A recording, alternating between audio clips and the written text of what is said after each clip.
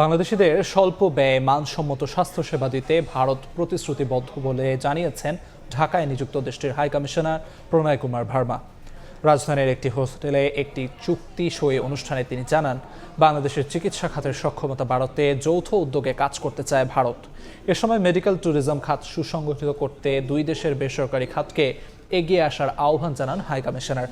আয়োজকরা জানান, এই চুক্তির মাধ্যমে বাংলাদেশি রোগীরা ভিসা সহায়তা, উন্নত চিকিৎসা, আবাসন ব্যবস্থা সহ বিমান ভাড়ায় বিশেষ ছাড় পাবেন।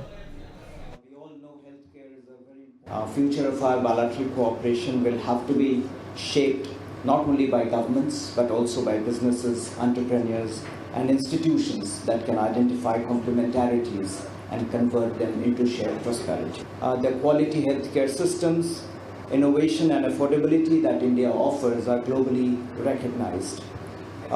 We are hopeful that these two companies coming together have the potential to bring those strengths closer to the people of Bangladesh, expanding access, choice and quality in healthcare services.